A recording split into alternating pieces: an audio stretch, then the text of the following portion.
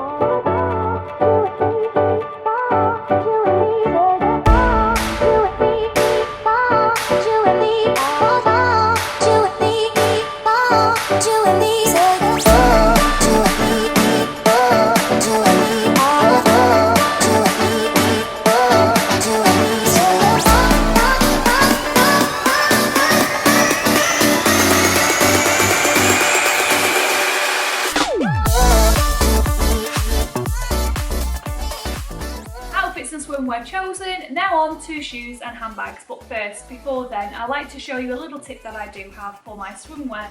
Now, there's nothing worse than trying to get everything all together to take down to the pool. So before I go, I make sure that I have a little bikini bag. It's just that if it is wet, you just keep it separate from everything else. And also a little pool bag.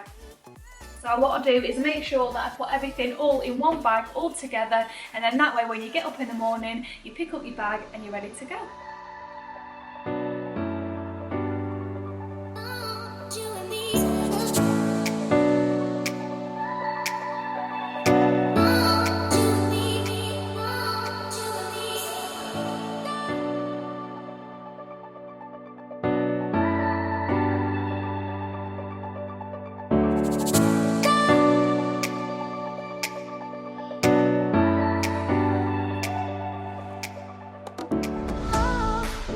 underwear. Now with underwear, I always find that I take far too many pieces of underwear with me.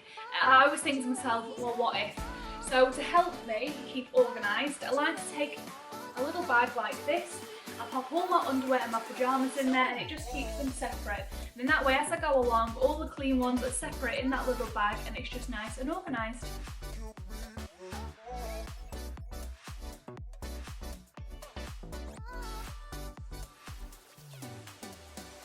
Here I have my travel jewellery holder. It's inexpensive and is a great way to organise my jewellery and accessories for travel. It keeps them all safe without getting everything tangled together. You can pick them up pretty much anywhere and can get them in a variety of colours and styles.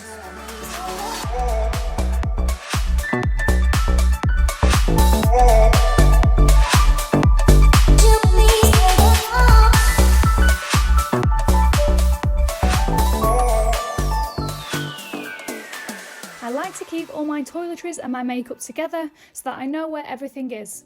This bag is perfect for that, as it is a great size and is really pretty.